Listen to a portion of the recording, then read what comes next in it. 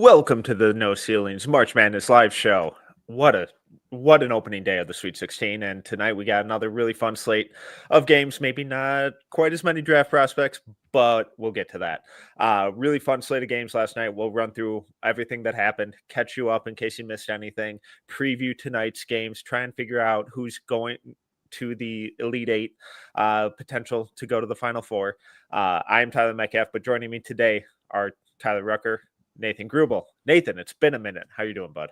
It's been a hot minute. I feel tad out of place because I'm not a Tyler. I'm a Nate. I don't know if that matters for how Steven the show's made the same joke go. yesterday. Incredible.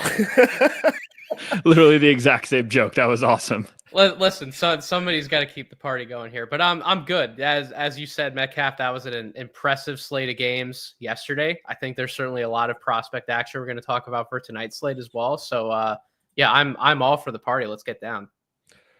Rucker, how are we doing? Well, we'll dive into the specifics of the game, but your Wildcats went down last night, and how are you coping? Or are you just in denial? No, I'm fine. Hey, they went down swinging. I thought they fought hard. It was awesome watching Cooper Flagg. Are you kidding me? I was like, this is great. Arizona played their hearts out, and Cooper Flagg had one of the best games I've ever seen from a freshman in the tournament. So I'm great. I'm happy to be back with Nathan. It's been a minute. Since the OG days, Nathan, when we started No Ceilings, podding with you. So this feels right. I know. It's been probably, I can't even remember the last time that the three of us were on other than a mock draft. If you're a No Ceilings Plus subscriber, you've seen me popping on the mock draft stuff. But other than that, I've talked to Maxwell, I talked to Corey, and Nick. Now I get to talk to you guys. There we go. You're just doing the rounds. You were holding out, playing hard to get, and we finally got you. We roped you into a never-ending conversation, and now you're trapped. We got a fun slate tonight, but before we do that, we're just going to recap yesterday's games, and we're going to do away with the categories from the previous rounds because we only have 4 games to go through. It's a little cleaner. We got to start out with the showcase, the marquee game from last night. Duke over Arizona, 100-93. Story of this game was Cooper Flagg is just that dude. It's unbelievable how good he is. It's insane. For you guys, is it just like everything you were wanting this year just as a prospect? Like, I feel like we've had previous years with No Ceilings where we're like, yeah, maybe. Obviously, Victor was a fantastic season. But I feel like with Cooper, it just turned into like everything we were hoping it was going to be this year. He is just a bad man on the court.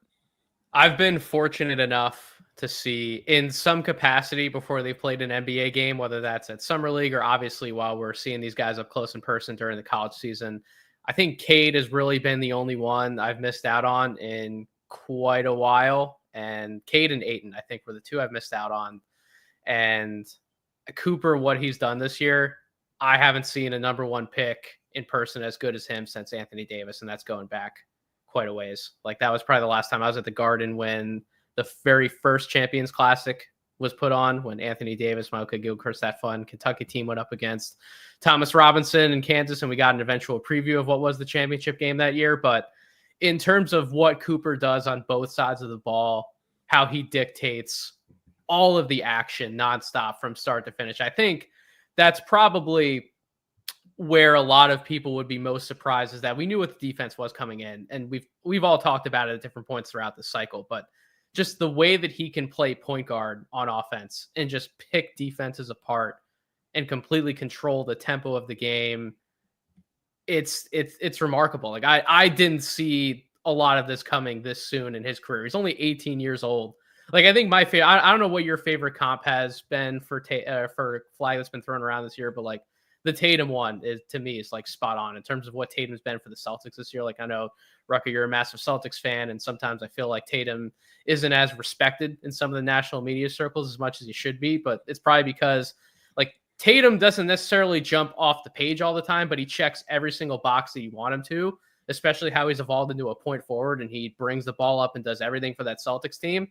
And you're seeing Cooper do that at a way younger age, at a much higher level than even Tatum did when he was at Duke, for a Duke team that, by all accounts, should go on to win the national championship. Like, what he did in that game against Arizona last night was freaking remarkable.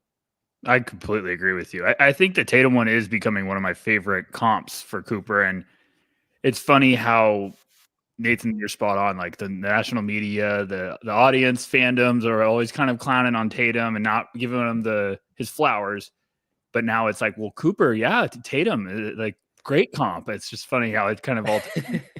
I've always thought the best version of Tatum was the point forward. And when he got away finally from being like that, I have to be the score first guy to like let the game come to you. I think that's why this year he's been unbelievable. There's so many comps with Cooper right now that I'm like, yeah, I see it. Like you could throw out any name and I'm like, yeah, I can dream that big. Like I've seen people put Kawhi Leonard out there. I like that too. I'm glad we've graduated from the Andre Karolinko comp of just like that's just kind of like what he is like. So. There's shade. There's the like shades of sure, but like yes. I graduated that we've yes. Graduated from that name as like a wholehearted comp for him. I feel like when I say AK-47 for a comp, I'm saying with offense. So like that's a scary player because Karolinko when in his prime was a madman for sure. But there's a lot of like Metcalf. I don't know if you have a comp or anything, but there's just a lot of names you could throw out. I think the most interesting thing is I think people, because I threw a Kawhi on the line last night as like a comp, and people were like, I don't know if his defense is going to get that good. I was like, oh, buddy, Cooper Flag's defense is going to be that good. It's just his role with Duke this year. I think they've had to lean on the offensive being unlocked. So we haven't really been able to specialize and focus like how good of a defensive prospect he is. Yeah, and I like the Kawhi one. The Tatum one continues to make more and more sense, especially as his pull-up game really becomes more and more refined, which I feel like we rarely see from freshmen throughout the season actively improve as a pull-up shooter. And the one I just have always kind of gone back to is like the wing version of Tim Duncan, where he's a really smart player, really competitive, a leader, does all the little things, can take over a game single-handedly, but doesn't have to. He just contributes to winning in every kind of facet that he needs to. And it's the ultimate kind of skeleton key of, it's like, all right, you need me to go out there and drop 36-7 in the Sweet 16. Cool. I'll go do that. You need me to take a step back because my teammates are cooking and I'm only getting 15-10. Cool. I'll do that and play really high level defense at the same time. There's just really nothing that he's showing he can't do, which is absurd for a guy who's supposed to be in high school this year, who doesn't turn 19 until December 21st. So it's not even that he's like an old reclassified freshman or anything. He's incredibly young, and he's going to be one of the youngest players in this draft and leaps and bounds the best one. Keep that Tim Duncan comp warm for next season, because I think Cam Boozer's gonna possibly live up to that comp next year. But I do like how you painted that picture though, Metcalf. I completely agree. And like we see all of the expressions from him in terms of like he makes this monster dunk.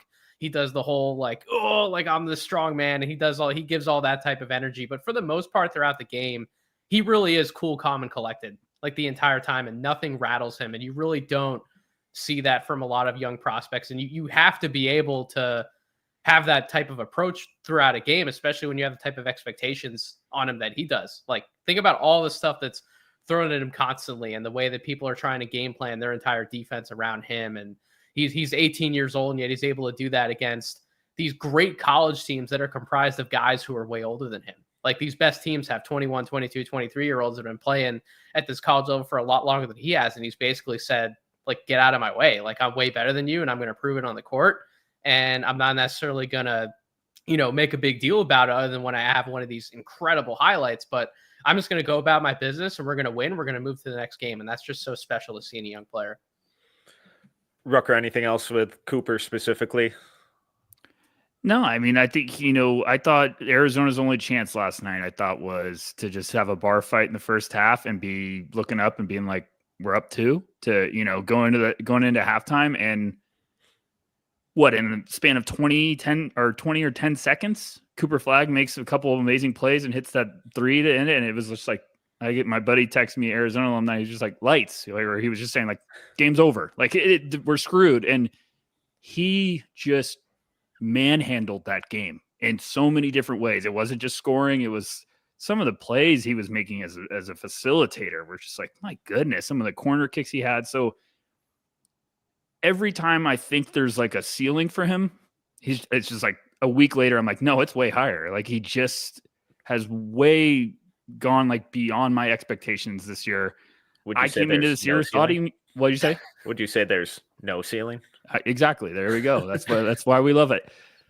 I came into this year thinking he was going to be a superstar, like connecting type of piece with great defensive potential. Now I'm like, oh, he might just be alpha number one. Like he might be the guy right out of the gate, which at 18 is pretty ridiculous. And the last thing I wanted to say to you guys, it's pretty funny.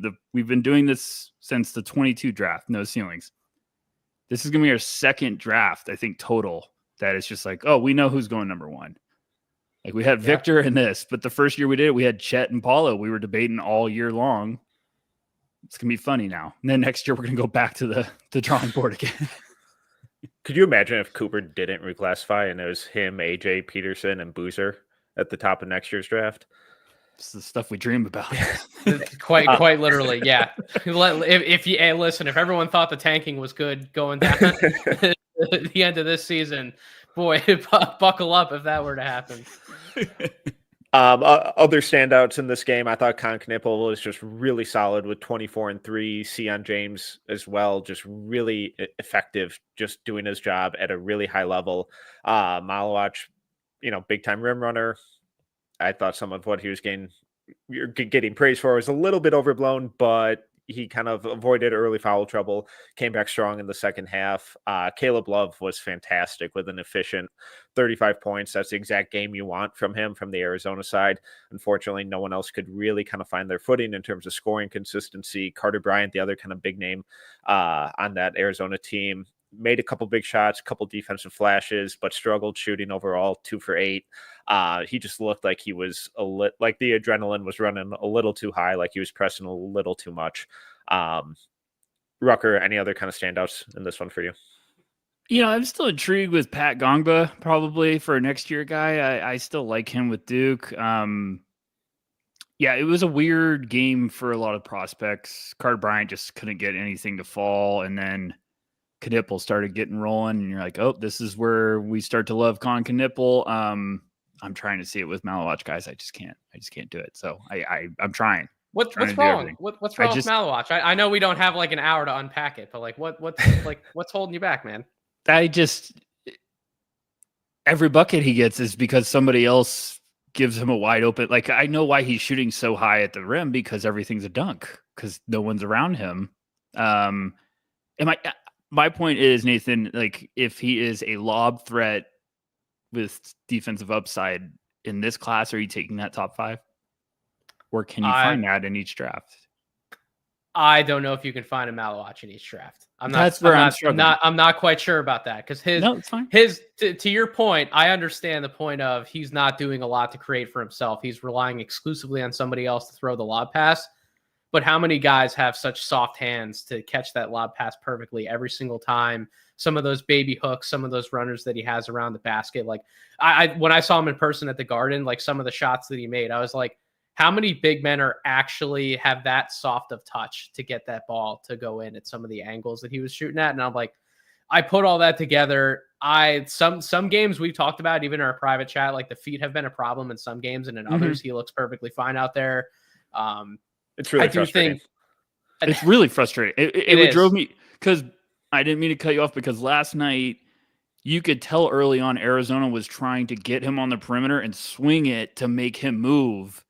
And I don't know if it was just trying to tire him out or just try to like, hey, we're going to make you work to get over here. And you could see the conditioning, or you could just see, but sometimes also he moves and it's so damn impressive. So it's just a thing for me. Like, hey, it's a puzzling one. Like it keeps going back and forth. Yves Missi was one of the best athletes in last year's draft class. I'm not saying that Malawach is that type of run jump athlete at that spot, but if you're talking about a guy who plays a similar role and is going to give you similar production, I don't think the Pelicans are worried about where they got Missi, and a lot of teams probably would have jumped and taken him higher now that they know he's probably going to be an all rookie second team player somewhere along those lines. Like, I think if you can get Malawach like that, like having size in today's NBA is so valuable. And the fact that he is 7'2" and not 6'11" doing what he's doing, I think it matters a lot. Is he going to go top 5? I don't know. But like, is he going to go past 6 or 7? to me, I can't see that happening. So I'm lower and I'm like, he's going top 10. Like, because it's exactly what you said. Like, we always know front offices drool over size, tools, upside, especially if they can work with you. And if you could be a shot blocker, they're gonna buy. So I get it. I think there's also going to be a point where when we find out what the order is, that it's going to be like, oh, Malawatch would be great there at 7 or 8. It's a perfect fit. So, yeah, I get it. Just one of those that I'm going to love talking in the chat with you guys for a couple more months. Where are you guys at with Tyrese Proctor nowadays? Yeah. I know he didn't have like a big game last night, but what he's already done really throughout this whole entire Duke season, and then, obviously earlier games here already in the tournament, but how he's remade his game this whole year has been one of my favorite storylines. And it's like Quentin Grimes 2.0 all over again. He's bought into being that off-ball guy. He's not necessarily the point guard anymore, but he has all of those skills behind him, though, that he's had to put to use in one way or another. And you still see some of the passing flashes. You still see his ability to take the ball in the open court and finish around the basket. He's been able to cut. Obviously, a lot of his offense is revolved around spot ups, catch and shoots, coming off screens, working off different actions along those lines. But just that type of evolution that we've seen in his game in terms of, I may not be this guy, but I can be really great at being this guy. And I think it's helped him figure a lot out. And we've seen that certainly work in the NBA I know I have Quentin Grimes on my brain because you guys know I'm a Sixers fan. I've had to watch enough of Quentin Grimes and the greatest tankathon of all time that Philadelphia is doing right now. But just having that kind of player on your team is incredibly valuable. And I think it speaks to more of what we see from role players in today's NBA. Like, people try and project role players to the league if they've already been at the college level, standing in the corner, just making catch and shoot shots, hoping you can defend your position. A lot of these role players at the next level have been either the best or second best guys on their college teams at one point or another. Proctor has that kind of resume. He's a big reason why they've won a lot of games this year outside of the freshmen. And I think you just have this guy who's experienced with the ball, without the ball, doing all these different types of things, being able to defend multiple positions in the backcourt. That's what an NBA team is looking for in a role player. And I don't know where he's going to get drafted. I don't know where he's going to end up on my big board, but I'm kind of leaning towards like he should be closer to a top 30, 35 grade than he should be to like a 45, 50 grade.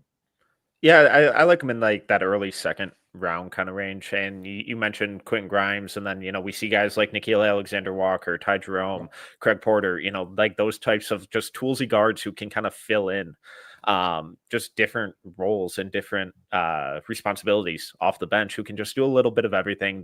They're probably not going to be a big time starting point guard, but can they come in and give you 15 to 20 minutes of really solid play, not make mistakes off the bench, knock down a couple threes, take care of the ball, and defend their position? I know that's not like the sexiest sales pitch necessarily, but it's incredibly valuable and something that a lot of teams, especially the winning ones, have kind of coming off their bench as like their 6th, 7th, 8th guy in a rotation. Definitely, Nathan, a guy that watching him lately, I'm like, okay, I need to go back and watch Tyrese this year, because there was a time we were talking about him as a lottery pick. And then, we just have been waiting for that next step where it just does take some time. He was a younger prospect, and I would love him. Like a flyer in the early second, like right now it's the first, second round picks, Minnesota, Boston, and then all of a sudden your Sixers are a couple picks later. So, I mean, that makes sense with teams like that. I'd be like, hey, we'll groom him to be a smart rotation piece.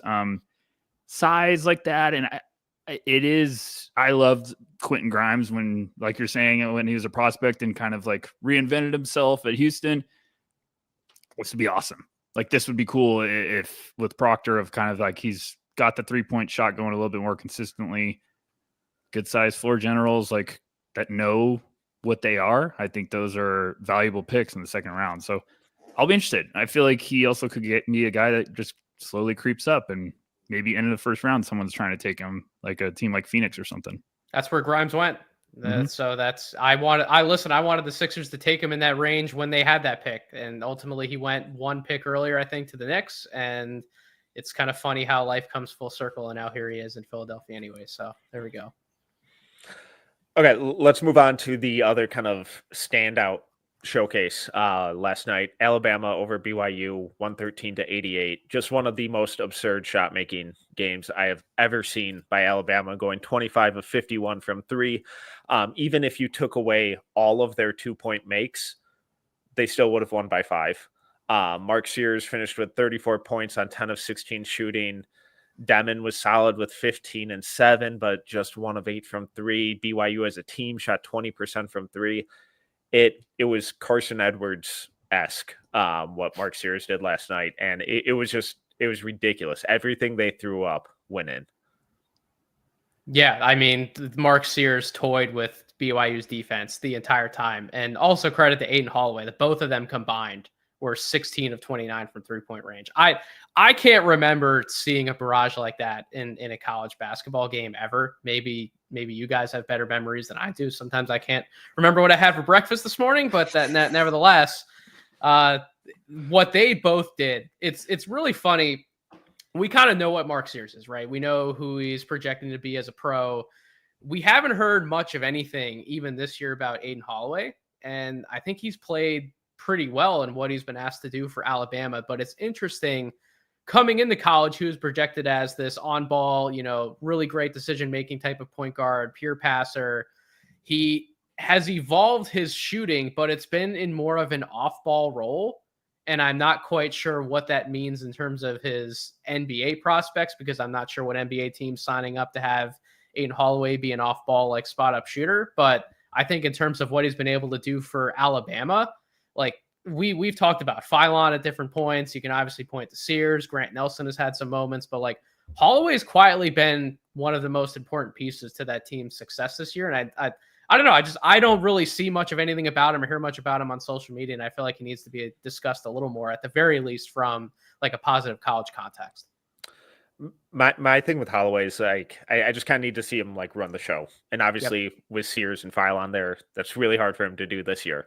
But next year, if he's kind of dictating stuff in that kind of Sears role a little bit more, and we're seeing some more of that primary playmaking, because he's a smaller guard, and it's kind of tough to have that role translate to the NBA if you're not going to have some playmaking plus or something else to your game other than just spot up shooting. I agree. I think he's been so much better this year than he was as a freshman, to be expected. But that's kind of the growth that you want to see from these guys. And going into his junior year next year, if we see him kind of take over that Sears role, maintain some of this scoring and creativity and shooting, while also adding in some more kind of dynamic playmaking, a little bit more rim pressure, get that foul rate up a little more, then it's like, oh, okay, here we go. This is the guy that we were kind of hoping for, coming out of Hoop Summit and coming out of high school, because there's some really, really fun tools. It's just what kind of role can he really grow into?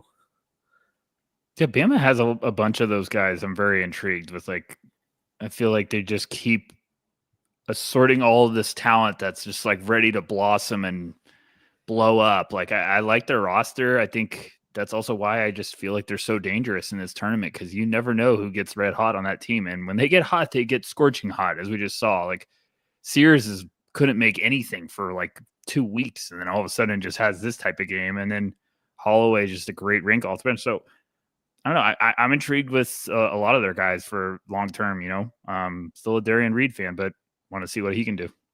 Yeah, Reed, Diabate, Aiden Sherrill, Jaron Stevenson. Like, you go down that bench, there's a lot of talent there, and they didn't necessarily produce in a big way against BYU. They didn't necessarily have to, because when you have, again, Sears and Holloway just going berserk from 3-point range, you don't have to ask those guys to step up and do a lot. But if things do get dicey in one of these games here, they got Duke coming right up around the corner. If things get dicey, somebody gets in foul trouble, we might see one of those young guys be able to step up and have a breakout moment. So it is going to be interesting to see how, Alabama is able to manage that depth, and how does that really come into play against another team that can go down their bench a little bit in Duke.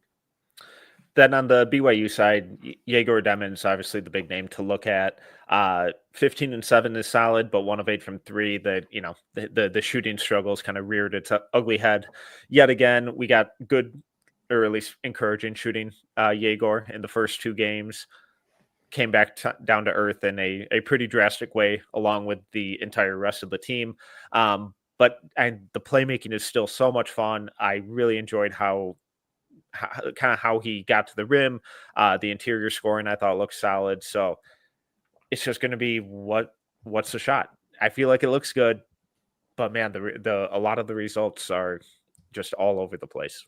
That's kind of how his international career was shaping up to be overseas before he came over to college. That's kind of was the big story coming in, was what was the Yegor Demmin we were going to get. And that's why I thought he was the biggest boomer bust prospect that we were projecting pre-lottery coming in. Some people didn't even have him there. Some people had him in like a mid to late first round range. And again, that was lower where I projected him to be before the year, but I completely understood why. And I think we've seen that mixed bag set of performances from him as you laid out, Metcalf. He was hot for a few games, and now this game he went cold from range. He still had some pretty nice shots. That patented turnaround move that he's been able to figure out how to go to is so sick. And then we've all talked about the vision and what it means for helping to balance out that BYU offense, especially when you have the guy, Richie Saunders. Well, I love when Rucker says he plays like his hair's on fire. I freaking love that because it's so true. But yeah, when you have someone like him who's able to just focus on scoring and not have to worry about anything else, you make his life easier. And so just having those connector type players in the lineup, it's why we're going to talk about it in our group chat. We're going to talk about it, on podcasts and in any other circle for months leading up to June. Like, this is why I can't see Demmin falling out of the top 10 of this draft. I'm sorry. I can't. I think someone at the end of the day is just going to buy in and say these highs that we're looking at, how many other players in this class can get to that point? And then in a few years, what can that look like for us? Even if he doesn't hit his highest ceiling potential of being this high volume point guard who's doing literally everything for our offense, if we can just have someone who have him work with our shooting coaches, we get him in the right program, we have him focused on filling out physically and, gaining strength and making sure he's a better finisher around the basket. Then you take all those connective qualities he already has at 6'9", put that on an NBA team. That can help you win a lot of games when you step up to that next level, just having more of those connector type wings. So I think, that's my biggest takeaway watching him through the tournament is I just don't see how he's going to fall out of the top 10 at the end of the day. Yeah, I'm with Nathan. I think there's a lot of fans and front offices that are making decisions that like him a lot. And yeah, I thought it was a great tournament for him. I thought the biggest stat from him last night was he had one turnover. Like I thought going into that game, like we might be looking up and be like, oh, yeah, you're at 6 turnovers. Alabama destroyed him. Yeah, I'd love the shot to be consistent. I think that's something teams are always going to be convinced if they get a look at him in person, they could fix. And the turnovers, I think he averaged like 2 turnovers the last 3 games. That's a great number. I think he had 2 turnovers in the last 2 games combined. So the playmaking's there as long as he can figure out how to keep turnovers down, and then you get the shot coming around. Like, you just don't find these guys. Like, you don't find 6'9" with incredible feel and vision every day. Like, they're not in every draft class. Like, we can find bigs that can do the job for us, but you don't get size and vision and natural gifts like this all the time. So I think it's going to be interesting. I want to see his pre-draft process. I'm fascinated. I hate they interviewed him right after the game when he was emotional and like asked him if he's coming back. How are you supposed to know how to answer that? Right. Yeah, like, how are you supposed to ask or answer that question? So, like, stop asking kids. Like, hey, you just had the worst moment of your life. How can you – what are you going to do next? I just can't stand it. But I want to see, because I think fans are going to be lower on him, but decision makers seem like they're much higher right now. The closest game of the day, Texas Tech with a massive comeback to take down Arkansas, 85-83 in overtime. This was kind of the story for a lot of Arkansas's season, especially recently and late here, where they just couldn't hold on to leads and close out games.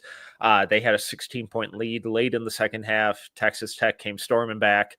This game was super ugly. It was incredibly sloppy all over the place, but John L. Davis with a huge game, kind of an inefficient 30 points, but 11 for 11 from the line. Carter Knox was really, really good with 20 and 6 on 6 of 8 shooting. JT Toppin with 29 rebounds and 5 blocks. Darian Williams kind of took over the scoring load. Inefficient, 8 of 26 shooting, but got to 20 points, hit the game winner. Christian Anderson, really, really fun young guard. 22 points on 7 of 14 shooting, and Elijah Hawkins struggled, but they were able to kind of battle back and pose themselves on the game and just wear down Arkansas to come back with a really, really close, hard-fought victory. Texas Tech has probably been my second favorite team to watch in college basketball this year, right behind Duke. This has been one of my favorite stories. I freaking love this team. Like from start to finish, these guys have battled in non-conference. They've battled in the Big 12, and they've battled through to get to where they are in the tournament, going to the Elite Eight. I picked them as a Final Four team. I've called them a dark horse to win this championship since the season started. When you have a team of guys that can just completely dictate how the game's played offensively, and essentially it's, look, do you want us to, live with more offense out of the post? We'll bully you. We'll find the mismatches. We'll get physical. We'll score down there with Toppin. And then we saw a lot of how Darren Williams got hot late in the game. He was dictating the matchups and figuring out how can I ultimately drive on, whoever I needed to on Arkansas. What was my favorable matchup? And he was able to do that. You have a bunch of guards who, listen, I know that Chance McMillan didn't get to play in this one. Maybe he'll get to play in the Elite Eight. But you have guys like Elijah Hawkins and one of my favorite guards, Christian Anderson and Kerwin Walton. And these guys who can just get hot from three-point range. Kevin Overton. Like, they can play any style of offense that you want them to. To me, the story here, though, and I do want to talk about Christian when we get there, but Arkansas, this was such a bad loss, guys, for Arkansas. Like we saw in the first half, they dictated this game in terms of the physicality. They were the bigger, faster, stronger team, and they let this one slip away. Like, I honestly, you could have looked at this game around like midway through the second half and thought like this was over, I'm going to bed. Like, but listen, they let this one slip. Ultimately, guys fell apart. I know DJ Wagner had some good opportunities down the stretch. Like John L. Davis looked unstoppable in the first half. Carter Knox, like you mentioned, Metcalf, he had a great first half in 4 big threes, but this game slipped out of their grasp. And I don't necessarily have one thing that I could point to in terms of how it all fell apart. I think it was a team effort and how it went downhill. But that to me, like this has to be one of Cal's more disappointing losses in his career. Like this, that to me is the bigger story. Yeah, it was. I thought it was over. Like I was getting ready to grind on some film, and I was like, "Oh, bummer! Like Duke's gonna win this one." And then all of a sudden, I look and I was like, 2-point game? What happened? So like, I watched the whole overtime. That DJ Wagner sequence at the end was just so brutal. I was like, he had a moment when I was like, "There's no way this ball is being passed." I was just like, he's shooting this, and it was tough, but I'm with Nathan. Like that, this Texas Tech team just continues to be like a back alley brawl. They're fine with going to war with anyone. I love the toughness on their team. Nathan, I'm puzzled on this. Where would you take JT Toppin right now? He's got to be like a top 35 guy. Okay, thank you. I'm just like he has to be. His numbers have been so impressive, and I'm like, why aren't we buzzing about JT Toppin right now? The guy's just produces nonstop, and he's a beast on the board. So I don't know. I think the entire team has questions when it comes to the draft. Like Darian Williams, I saw Texas Tech in person. I thought Darian Williams was one of the slowest guys I saw in those Brooklyn games that Corey and I was at. But like this guy just produces. He has excellent touch on his 3-point shot. He's able to, again, hunt for those mismatches and post up and find guys when he's doubled. And he just continues to grab rebounds and affect the game on both sides of the ball. JT Toppin, like you talked about, an undersized center. Is that what he is? Or can he play more of a power forward? Is he going to be able to stretch the floor enough to where you can envision him playing alongside another big man at the next level? And then no one wants to talk about Christian Anderson. Like, I love him. Listen, he's fun. Listen, put his number. I don't have everything written down in front of me. I wish I had more time to prep, so I would have totally done it for the exercise. But if you have some time, put Christian Anderson's numbers up against the Hot Pettifords. And I think you might actually be surprised how close those two are, or how Christian actually comes out ahead in some areas. And we've heard nothing. We've heard all the Jeremiah Fears buzz and the Tahad Pettiford buzz. I haven't heard Christian's name talked about at all. I'm not saying he's here to be drafted in 2025. I think he definitely is a fun breakout candidate for next year. But in terms of guards in this crop, in this freshman class, who I'm most excited about their NBA prospects, it's been Christian for me this entire time. I think the kid's a stud. He had his best game out of pick and roll last night. Like that to me was the most impressive part about his game. It wasn't the 3 threes that he strung together, because we all knew he could shoot. But I think one of the questions, if you're going to ask about what his draft prospects look like, how is he going to be able to scale up as a point guard? Can he play more high volume out of pick and roll? Can he make those decisions? He made every single decision correctly last night.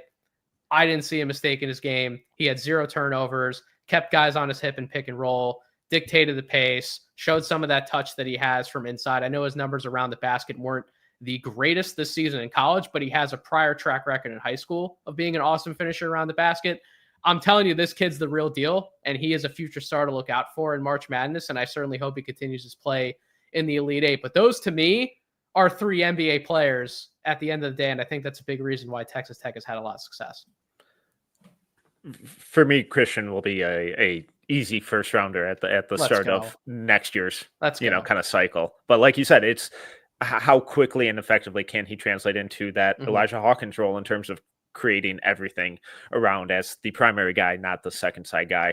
And even defensively, like, he's small, but he competes and he works really hard on both ends of the floor. Another year of kind of strength and conditioning. I think he's going to be really, really fun next year. The last game yesterday, I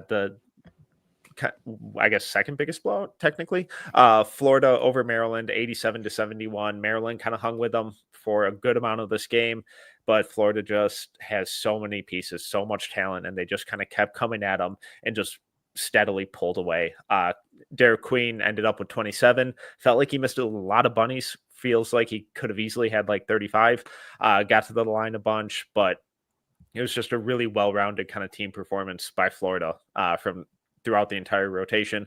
4 out of the 5 starters scored in double digits. 2 guys off the bench scored in double digits. The only starter who didn't was Alex Condon, who had 6 points in 14 minutes, hurt his ankle, seemed to be battling through it. I'm sure he'll be fine for Saturday's games. But this kind of felt more like the Florida team that we saw during the SEC tournament and less of the one we saw against UConn. My biggest disappointment this entire college season is how did it take this long for Derek Queen to get the Dairy Queen sponsorship? How did it take a game winner? I didn't see that. He just got one? He got it, yeah, after the game winner. Yeah, he finally did like his first little commercial type thing. Yeah, it took this long. I know. You were the one I heard call him Dairy Queen in like our first mock drafts. It's like, how did it take this long? Biggest disappointment this whole cycle. But no, Derek Queen was fantastic. Plenty of people are going to have questions about him from a draft perspective. I think more are warming up to the idea of him being like a top 5, top 7 prospect. For me, I don't know where you guys are on it.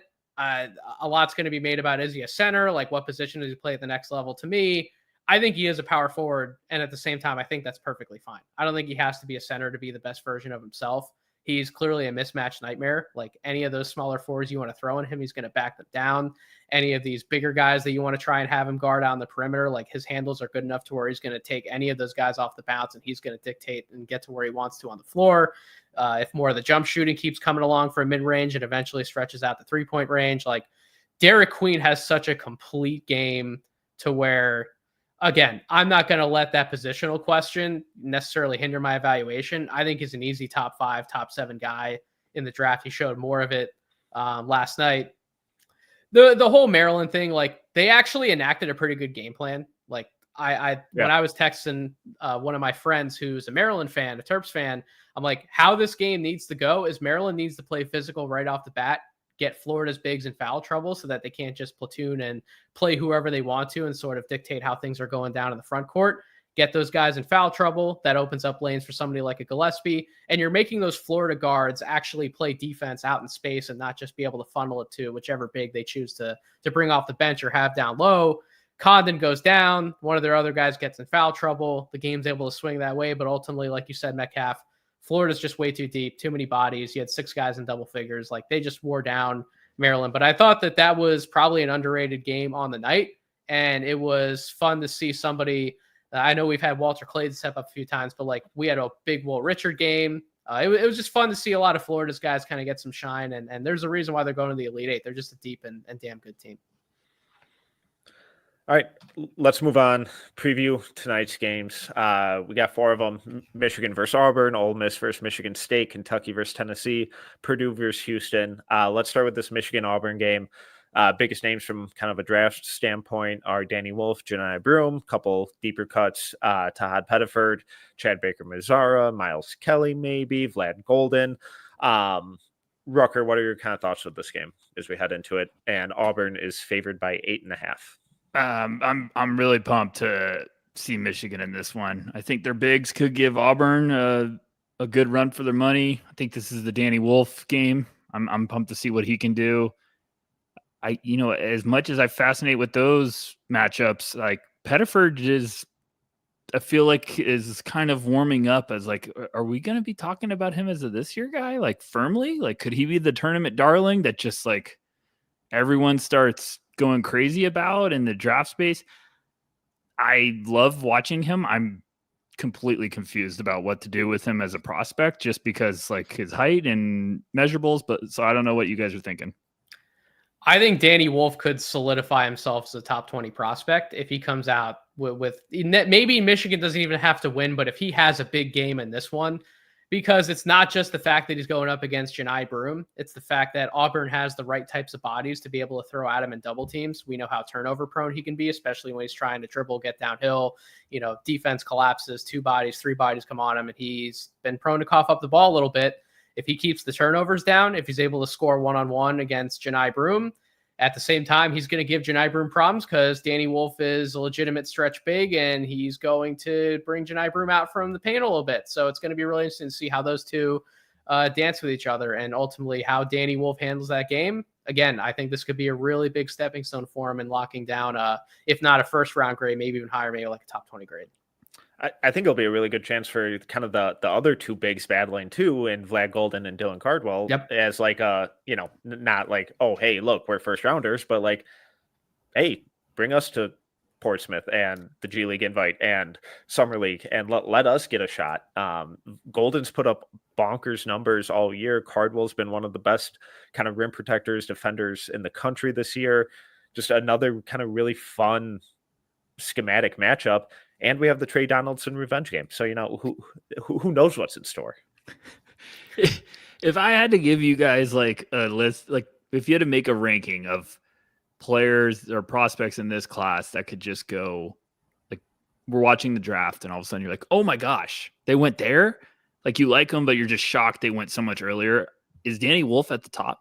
Like, could you just see a team falling in love with him and being like, he went 13th? Like, I just feel like he's going. We've told each other in our own mock draft meetings to get the F out when we've brought up how high Danny Wolf can go. Like, we've told each other that. Like, just get out of here. Like, we're talking about him at like 14. Like, are we really going to do this? Like, we've already done it. That's what I'm saying. Like, is he at the top? Because I can just see a team being like, this is the missing ingredient. A 7-footer that can move and be a perimeter big and pass. And like, he has all the tools that you're like, we don't see this often. What if this is just the missing ingredient in the kitchen? I don't know. I feel like he'd be up there. I'm with you. He's one. I mean, I think Metcalf feels the same way. Like, he's one of my favorite prospects in this class. Like, I think what he could do at the NBA level, again, the amount of mismatch problems that he could pose to an NBA defense, especially if the shot's legit, like he could make a lot of stuff happen. I know there's going to be some defensive questions. I'm not as concerned. I think he's more on the court for his offense, and I think that's what an NBA team's going to draft him for. Yeah, again, I think if he's able to at least have, if they don't win, if he's at least able to have a good game, I think Danny Wolf could really help himself out here. Take the Michigan plus 8.5, by the way, for all those betting out there. Michigan plus 8.5. What if he went 11 to Chicago?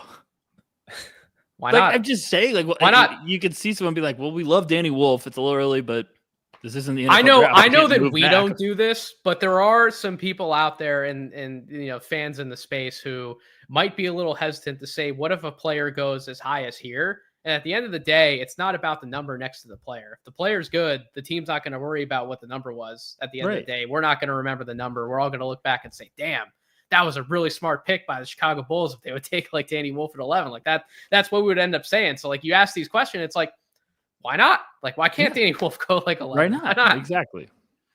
All right, Rucker, Auburn's favored by 8.5. Give me a pick. Who's winning this game? Michigan, go blue. Oh, boy. Nathan? I'm going to pick Auburn, but take Michigan on the spread.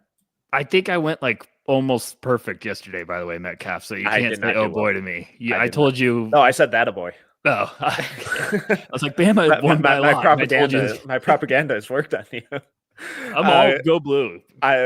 With my head, I agree with Nathan. Take Michigan and Auburn to win. But go blue. Let's go. I want that Michigan State, Michigan Elite Eight matchup.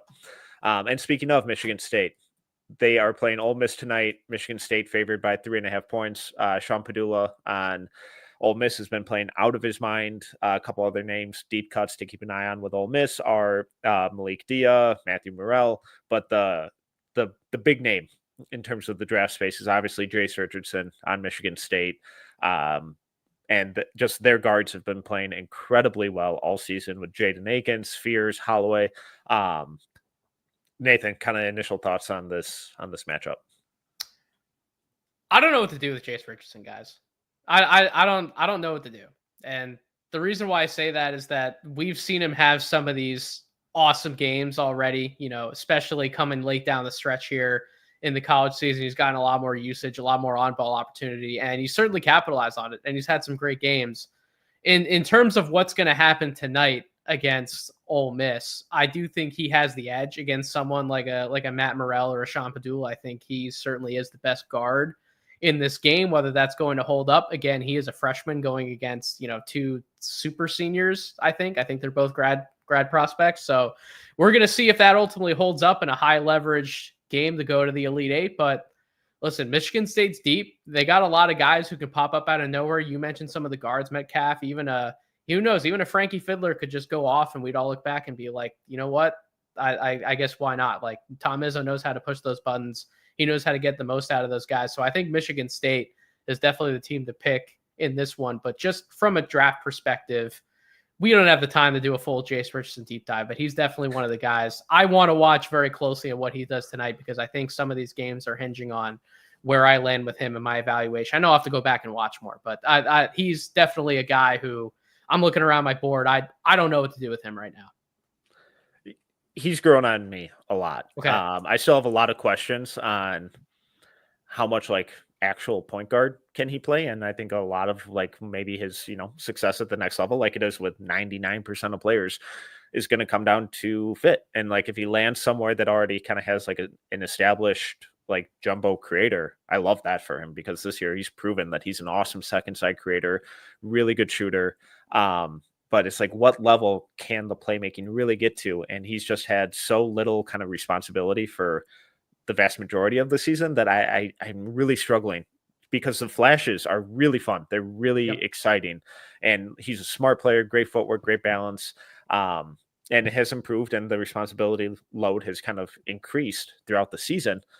But, it's still Akins and Fears and Holloway kind of running the show and dictating everything in terms of offensive creation. So he's one of these guys where it's I got to go back and look through all of the high school stuff again, because I don't remember how prolific he was as a point guard and a playmaker at Columbus with the Boozers last year. And it's all right, if we see more of that in that kind of setting with those kind of guys, then I get even more excited about what his kind of ceiling or potential role could be, instead of just an off-ball scorer, second side creator type of guy.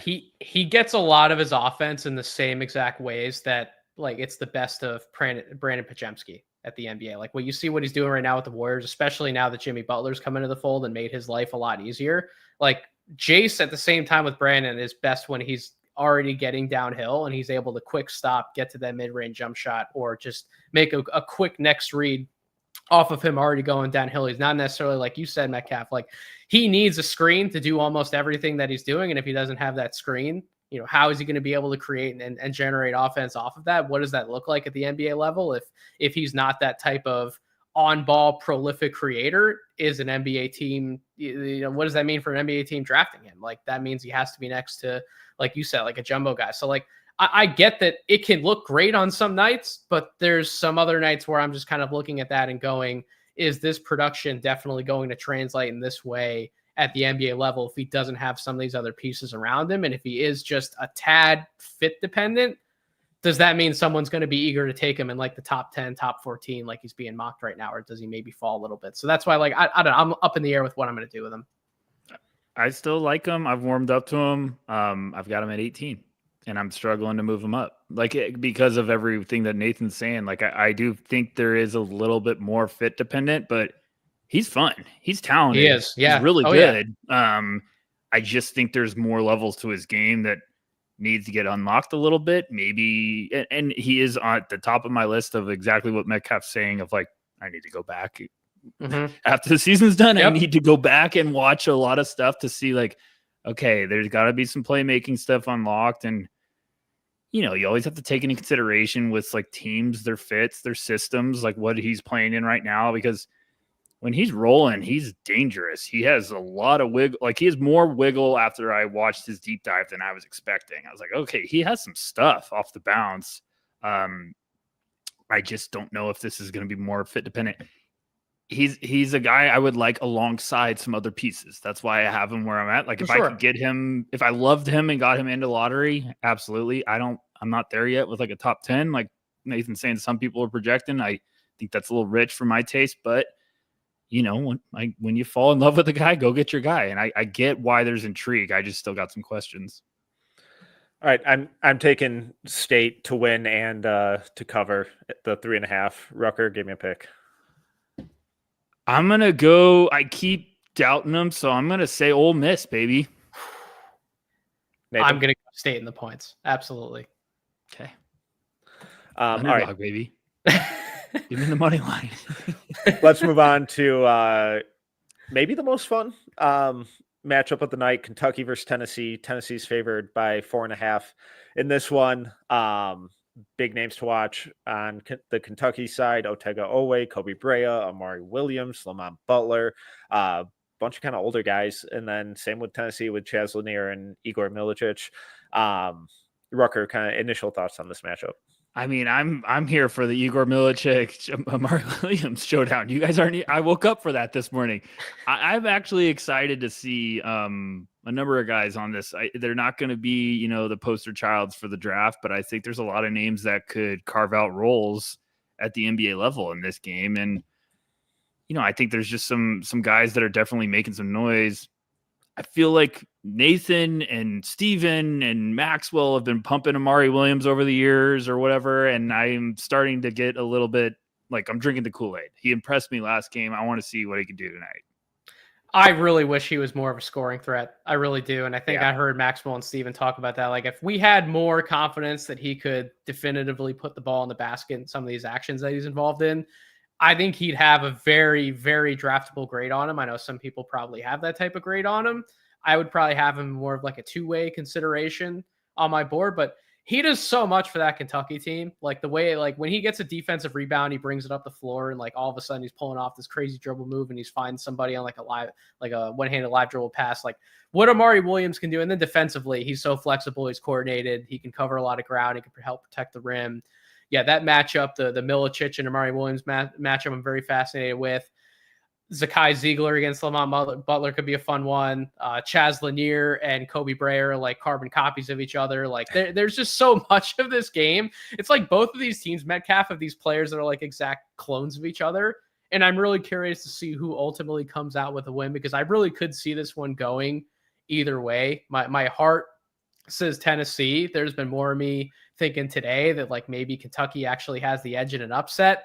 So I think I'm going to lean Tennessee on a pick here, but this one could end up being like a classic SEC, not like the SEC we saw this year, like a classic SEC rock fight coming down to the wire. Yeah, I'm not expecting a ton of points in this one, like we got last night. I think I'm leaning Kentucky. I think they're going to win. I've been so impressed with their perimeter players and the kind of depth of them.